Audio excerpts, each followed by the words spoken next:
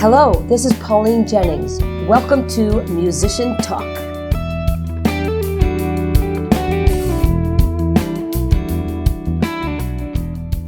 My guest today on Musician Talk is Northfield resident Christina Schwietz. Singer, actress, model, and mother of two, Christina is a local icon, most notable for her involvement in Northfield Arts Guild theater productions and for co-founding the Minnesota band Sweet Jazz with Peter Webb in 2006. The sweet spot for Sweet Jazz is the exploration of jazz vocal standards and originals. Christina's voice hits the mark every time, and her tone is rich and ethereal at the same time. I first met Christina when we did a show together written by Ann Gregory Bjorklund for the Fringe Festival in Minneapolis many years ago. I recall feeling an immediate kinship and fell in love with Christina's openness, generosity, talent, and all-around beauty. With that said, it's time for you to meet her. Let's talk to Christina Schwietz.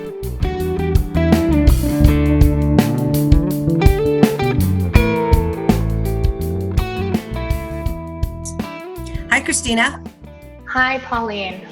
So you had a gig on Friday night, and as I understand it, it was your first gig since the big close down of everything in March.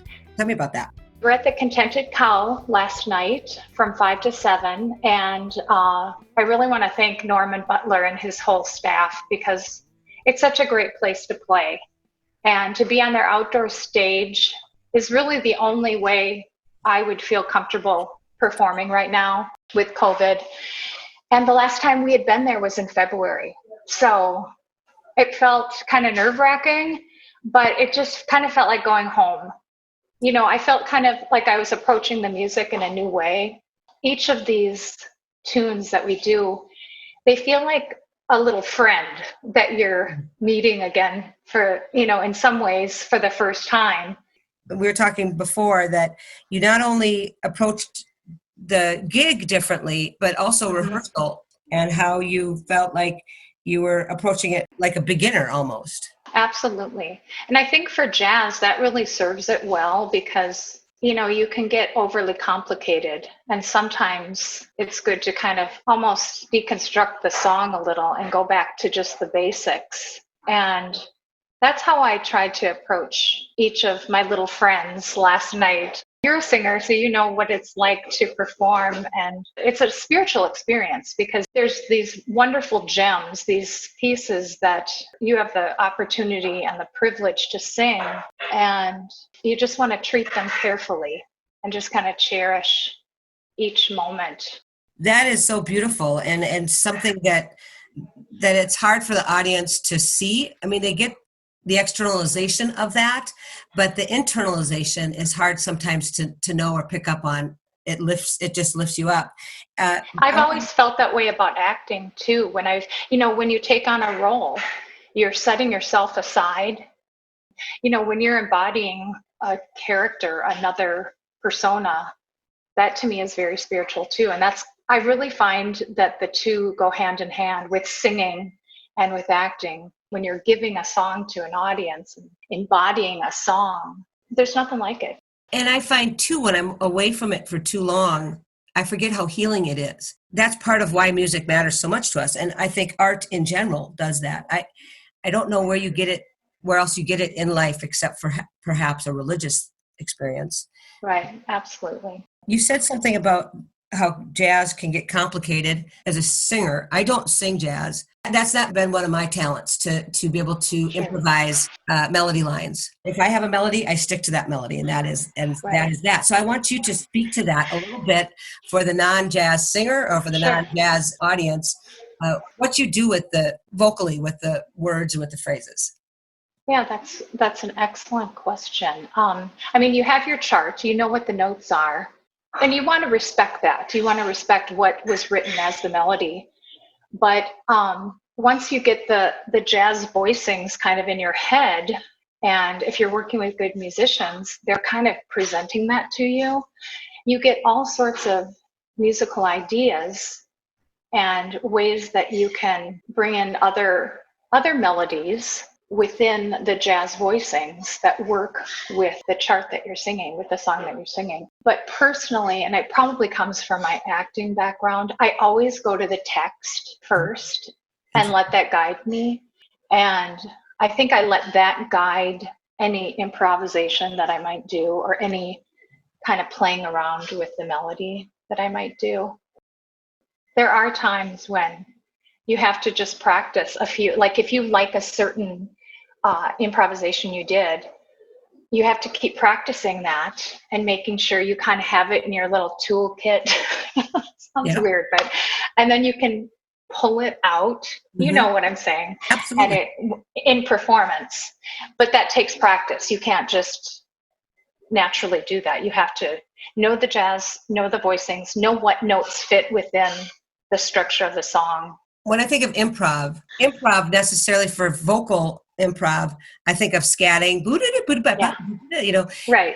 And I don't think that people realize quite often when they're hearing a jazz singer that they're improvising the melody. Sticking to some basis, I mean, you have to be able to have it recognizable, but that's your stepping off point. Well put. And I did that a little bit last night with Ain't Misbehavin'. I didn't want to shock the band, but I didn't even sing my first go through. You know, I just improvised. I was not singing the lyrics, but I was using my voice as another melody instrument. I hadn't rehearsed that. I just thought about it on the spot. I'm like, I should, you know, it's scary to do that. Yes. It's very scary. But I'm in my hometown. I'm at the Contented Cow. I have people, family members, and friends that love me, you know. It is risky. I totally agree. I want to take you way back. Okay. And I want to talk about the beginning of your musical journey. Your first memory of singing, performing, just take it from there. I come from a musical family, and actually how my parents met is musical. My dad was in the Army Air Corps, is what it was called, Air Force now. This one weekend, the USO would organize socials for the servicemen, and my mom was part of a social, and she was going to perform and play piano. And thankfully, he didn't go to his buddy's house that weekend. He ended up going to the social. And my mom saw this, as she put it, this cute curly-headed serviceman that she had her eye on. And later on in the evening, she felt a tap on her elbow. And she thought, oh, I hope it's that cute curly-headed guy. And sure enough, she turned around. Then it was my dad. And they danced. And my dad was not a dancer. My mom loved to dance, but my dad, you know, danced several dances with her until it was time for her to get up and perform. And she did. She sang Embraceable, sang and played, accompanied herself on piano, Embraceable You. Anyway, so we have a musical family. I have a brother who can pick up any instrument. I started singing with my mom. I mean, we're a big family. We go on these long car trips. And so we would sing all those fun family songs. And then I sang quite a bit in my church. Really enjoyed choral music as well as all sorts of different styles of music. Then I really started getting into musical theater, and I even formed a little group. I saw the musical Annie, and I was hooked. How old were you? That's a good question. I think I must have been in probably 5th or 6th grade. Okay, got it. Because I think we formed our Annie group in 6th grade.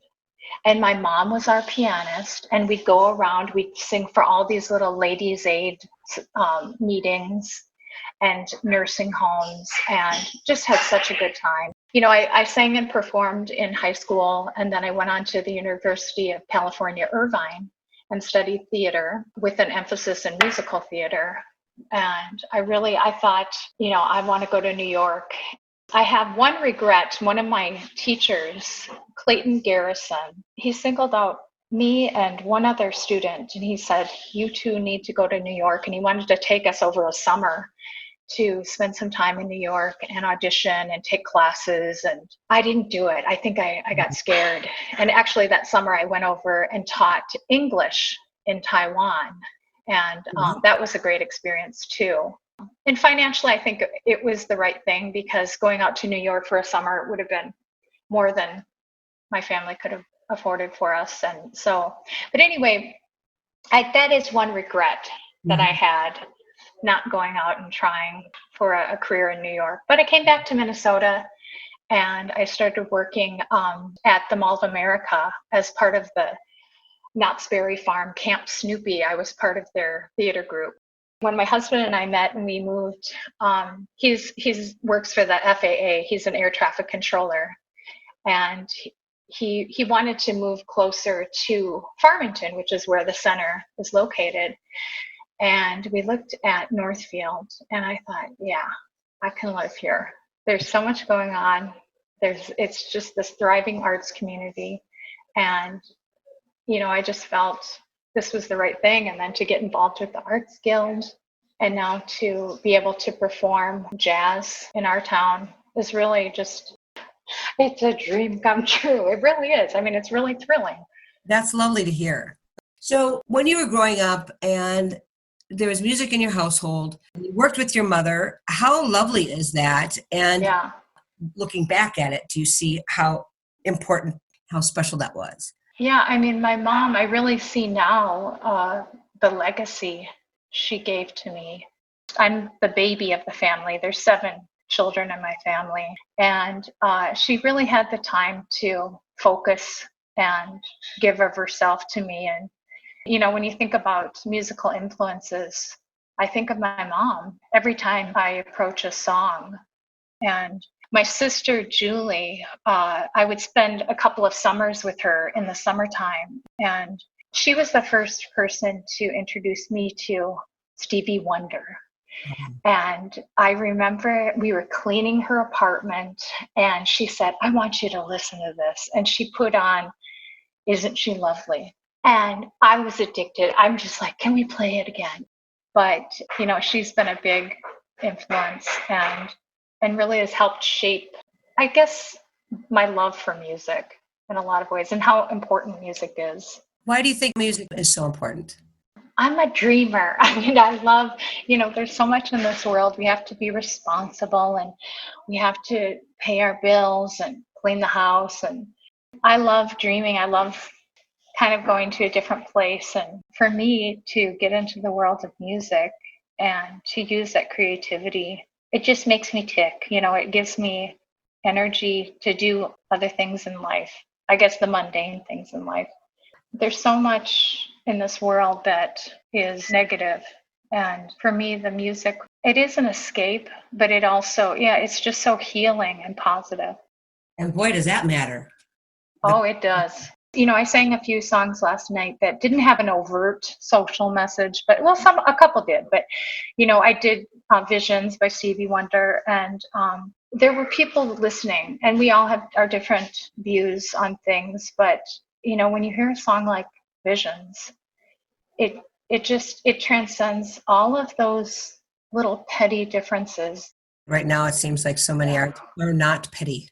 And so that's exactly right. Music and lyrics can speak to that and teach us and heal us and maybe bring us together sometimes, I hope. Yeah.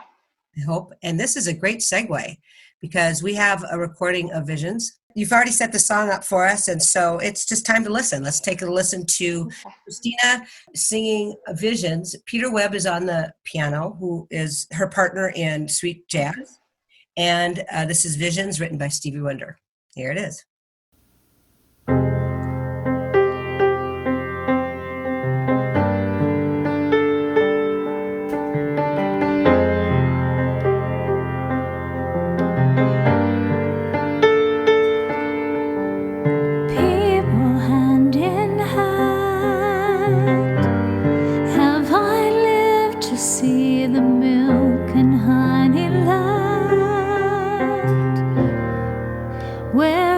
It's a dream and love forever stands.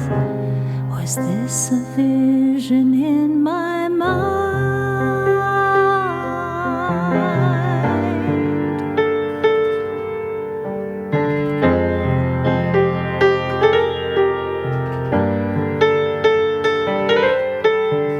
The law was never passed, but somehow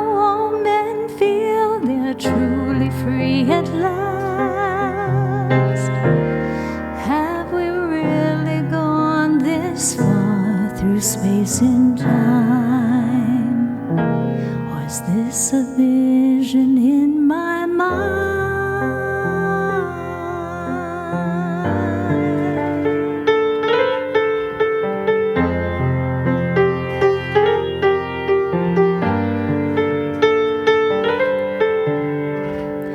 I'm not one who make believes. I know the leaves are green. They only turn to brown when autumn comes around. I know just what I say. Today's not yesterday, and all things have an ending.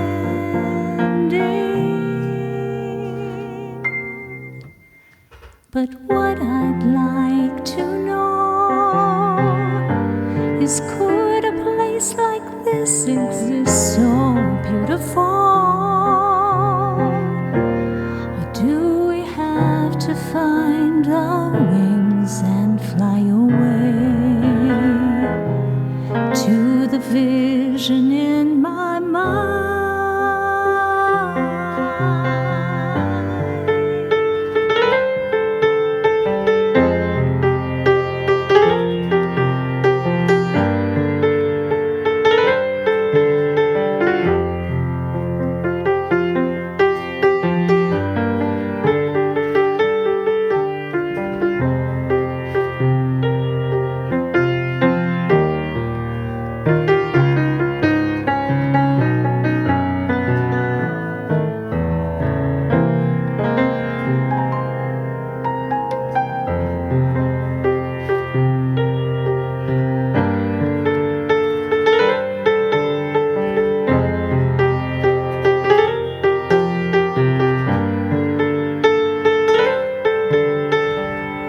I'm not one who make believes. I know that leaves are green. They only turn to brown when autumn comes around. I know just what I say. Today's not yesterday, and all things have an ending.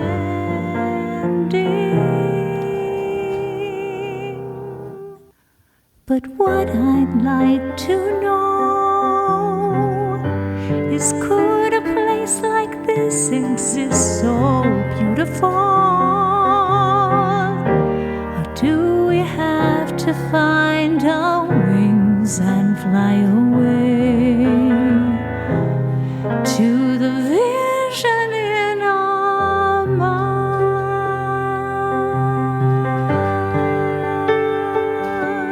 In our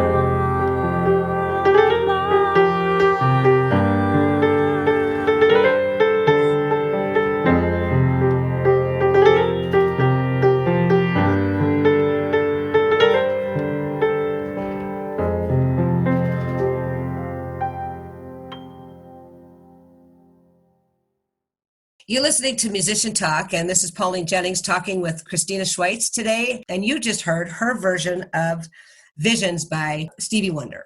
What a wonderful song, and it's just beautiful. Thank you so much. I really appreciate hearing that, especially from you, Pauline. Thanks. So what is this song about? To you, what is the song about? To me, it's about a place where we all can live together in love and acceptance. And the lyrics, what I'd like to know is, could a place like this exist so beautiful? You know, it's that potential, it's that possibility, it's that hope for us to get along, to approach each other with love and acceptance.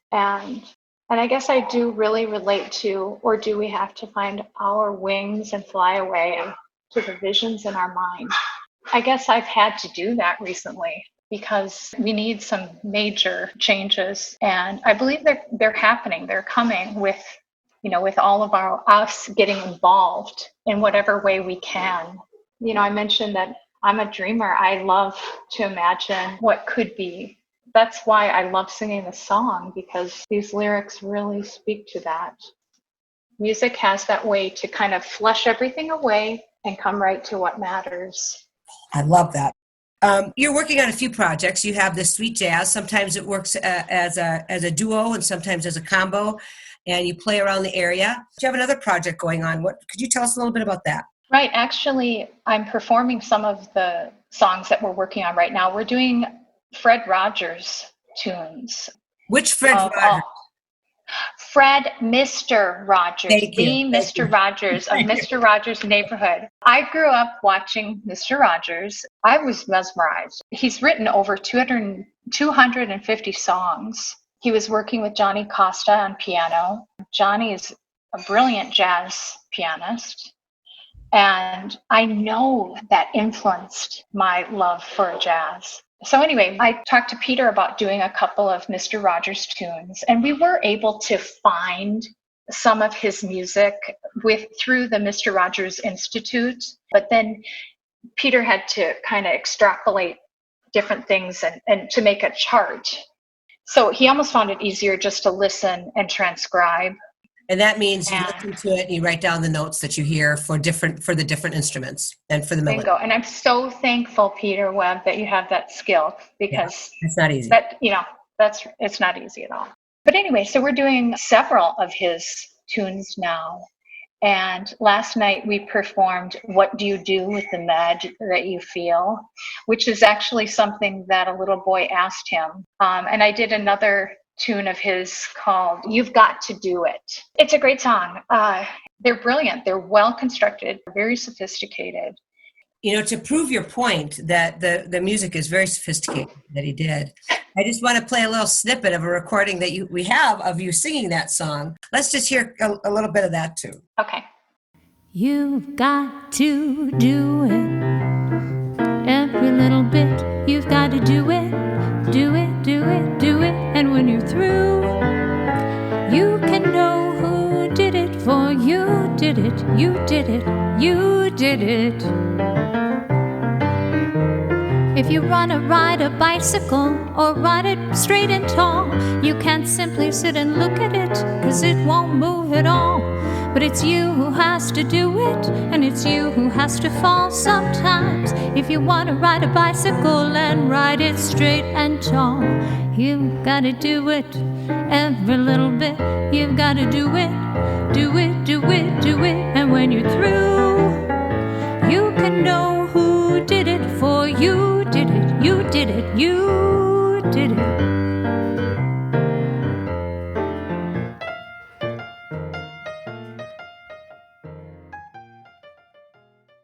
That's lovely. Beautifully sung as well. Thank you for that. Well, thank you. We don't have a lot of time left, and I still want to get in another song. The second song that you picked to have on the show today is called Honeysuckle Rose, and I'm interested in why this song was important or transformational or pivotal in your life. It's primarily because getting back to my mom, she first introduced me to this song, and I can just see her playing it at the piano. She taught me the melody line and taught me the words, and I started singing it as a little girl. Let's take a listen.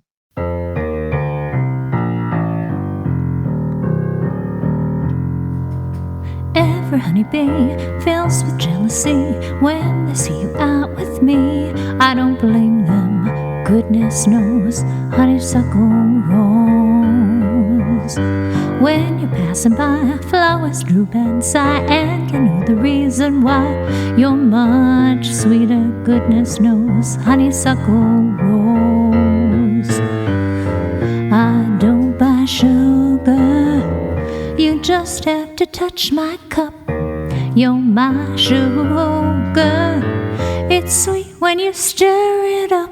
When I'm taking sips from your tasty lips, seems the honey fair that drips. Your conviction, goodness knows, you're my honeysuckle rose.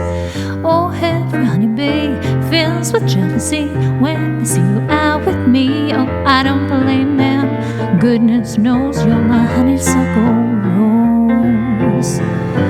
When you're passing by, flowers droop and sigh, and you know the reason why. You're much sweeter, goodness knows, you're my honeysuckle rose. I don't buy sugar, you You just have to touch my cup. You're my sugar. It's sweet when you stir it up. When I'm taking sips from your tasty lips, seems honey fairly drips. Your conviction, goodness knows you're my honeysuckle rose.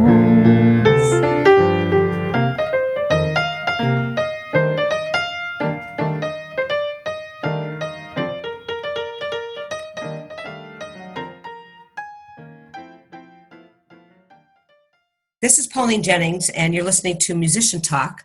I'm speaking today with Christina Schwietz, and you just heard her sing Honeysuckle Rose, a song that she performed with Peter Webb in this recording.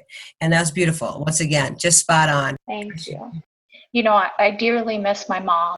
When she passed away, then, you know, you're dealing with grief and the sense of loss. But now through music, you know, it's very healing. And I can sing a song. I can't sing Embraceable You without crying, but I can sing Honeysuckle Rose and hold it together. That's lovely. You know, I want to thank you, Pauline. You're an encouraging fellow artist to other people. And maybe I already am, but you are. And I want to thank you so much for taking the time to talk to me today and to be so honest about all your thoughts and feelings. Well, thank you, Pauline. It's been a pleasure. Awesome. Bye-bye. Bye-bye. A heartfelt thanks to Christina for sharing her musical journey with us today. Thanks also to KYMN for the great work that they do. And most of all, thanks to you for tuning in to Musician Talk. Have a terrific day.